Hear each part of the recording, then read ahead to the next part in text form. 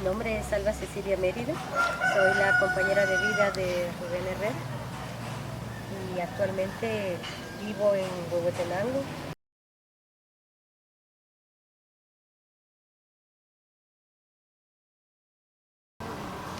Cuando en el 2005 aquí en Huehuetenango empiezan a surgir las primeras licencias mineras para la región MAM, empiezan a organizar lo que en sus inicios fue la Asamblea Departamental por la Defensa de los Recursos Naturales Renovables y No Renovables, lo que hoy es la Asamblea de Pueblos de Huehuetenango. Para el 2007, cuando se realiza la consulta comunitaria de buena fe en Santa Cruz Barías, ya se habían realizado unas 6 o 7 consultas, las primeras 4 en el área MAM, la de Concepción Huista, la de San Pedro Necta, la de Santa Eulalia. Entonces, si no estoy mal, es como la octava la de Santa Cruz Barías. Había mucha efervescencia.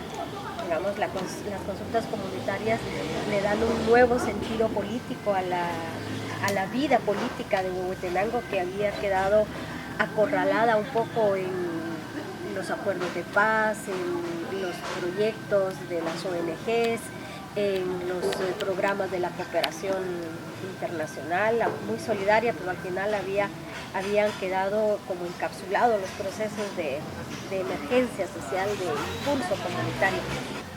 Incluso cuando yo fui a la primera consulta, que fue en San Juan Atitán, yo no podía dar crédito a lo que yo miraba.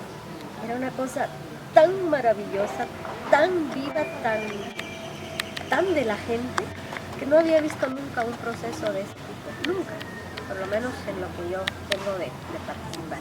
Mucha gente ha dicho, bueno, pero es que en Santa Cruz Barías no había una licencia minera, pero es que la consulta comunitaria no es un acto formal, no es de trámite, es un acto político de decirle a cualquier intento de proyecto extractivo transnacional que no van a pasar, y que no importa si es oro, plata, agua, bosques, montañas, ríos, hojas, flores, todo se defiende.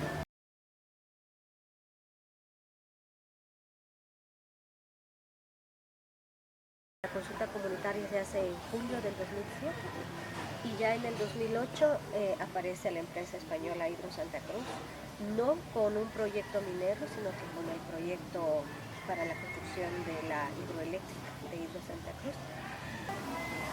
Posiblemente para enero 2010, Rubén y los compañeros de la ADH ya estaban haciendo la denuncia pública de que estaban siendo hostigados, de que estaban siendo perseguidos judicialmente por Hidro Santa Cruz. Eso es a raíz de un hecho que pasó en el 2009, donde están implicados ingenieros, personeros, personal, gente extranjera vinculada a Hidro Santa Cruz. Rubén no estaba ahí, él estaba en una actividad con el grupo de jóvenes, pero fue llamado para que viera. Y él intermedia, participa y le piden a estas gentes españoles que estaban ilegalmente en el país trabajando, ya se comprobó que no tenían permiso de trabajo, que se retiren. Ese hecho sirvió para que la empresa acusara a Rubén de secuestro, de plagio, de incitación a delinquir, de atentado en contra de bienes de la nación, atentado en contra de la propiedad privada, terrorismo. Esos son 14 cargos por los que Rubén es detenido el 15 de marzo.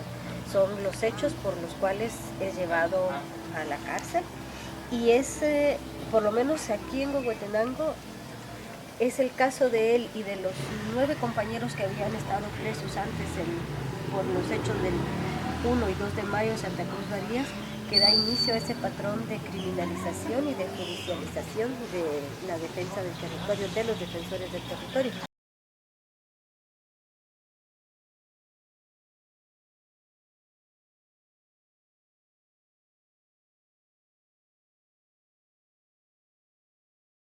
Hay un hilo conductor, dirías tú, entre lo que ha sido la historia de represión de este país y que se aflora nuevamente con la llegada de Otto Pérez Molina.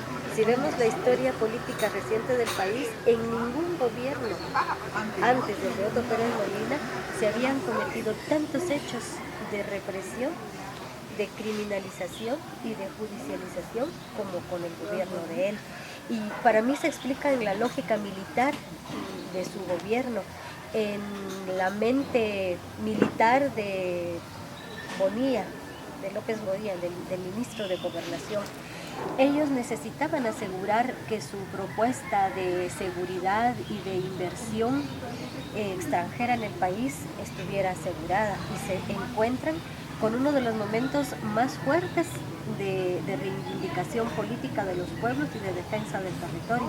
Entonces, frente a eso que se encontraba, tuvieron que poner en práctica sus conocimientos, sus estrategias, sus tácticas de cómo reprimir.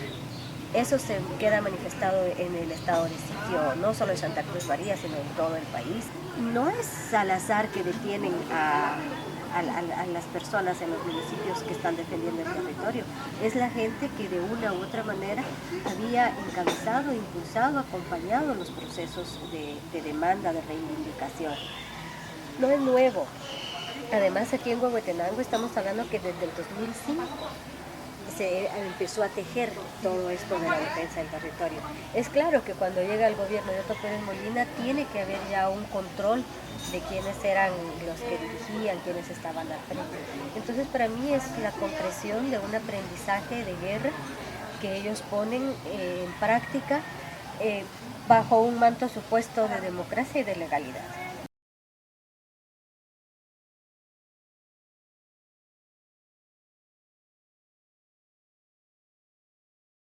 Todas las personas que durante estos años que yo tengo de estar en Huehuetenango, con quienes hemos compartido y hemos vivido cosas juntos, se empezaron a manifestar. Entonces todos empezaban a preguntar ¿qué necesitas? Y cuando yo me di cuenta que tanta gente me preguntaba ¿qué necesitas? Y que yo no les podía decir a cada uno lo que necesitaba, y opté por, digamos, empezar como a colectivizar las respuestas y a compartir cómo estaba Rubén y cómo estaba yo. Entonces empezó a fluir para nosotros mucho cariño, mucha solidaridad, mucho respeto y muchas energías de lo que cada uno podía hacer. No nos faltó dinero, y no porque hayamos tenido proyectos o porque hayamos recibido dinero de la cooperación, como muchos han dicho. Fue dinero que recibimos de la solidaridad de las personas que nos quieren, de sus amigos, de mis amigos, de mi familia, de su familia.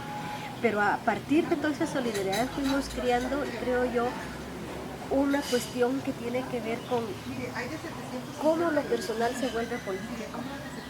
Cómo algo que parecía que te estaba tocando a ti no era que te estuviera tocando a ti, sino que estaba tocando a mucha gente. Y cómo una necesidad personal de proteger a alguien en la cárcel y de sobrevivir todos los días se fue haciendo parte de más y más y más gente, hasta crear una gran red de solidaridad que se mantiene hasta hoy. Y no por Rubén, sino por el hecho de que empezamos a hacernos parte de todos los presos políticos.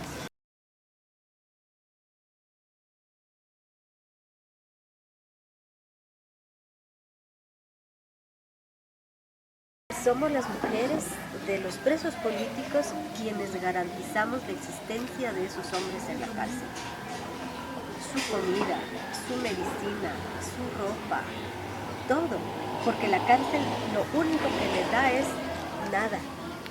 Lo único que tienen es 4 paredes donde se pueden perfectamente volver locos, porque él estaba en un cuarto donde habían hasta 10, 12 presos en una noche, durmiendo en el suelo, infectado, eso de chinches, de pulgas. ¿Cómo haces para mantenerle la moral en alto a un hombre como Rubén o como a los compañeros que ahora están presos y que no caigan?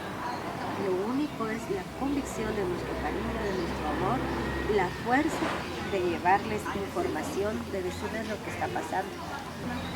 El sufrimiento que implica esa separación no se puede decir.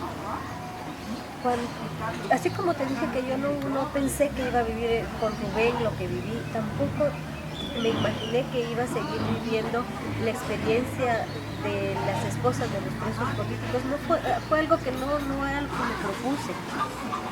Cuando vuelven a capturar a Saúl Méndez y a Rogelio Velázquez en agosto de 2013, Rubén tenía un mes y medio de haber salido de la cárcel.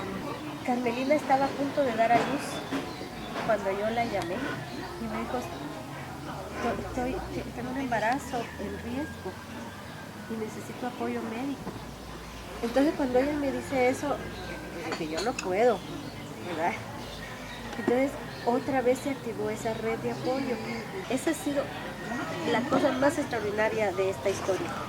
Ver cómo la solidaridad está ahí, cómo el compromiso de la gente. Entonces fue Rubén, fue Saúl, fue Rogelio, ahora es don Rigoberto, don Domingo, don Tello, don Chico, todos, porque todos son presos políticos.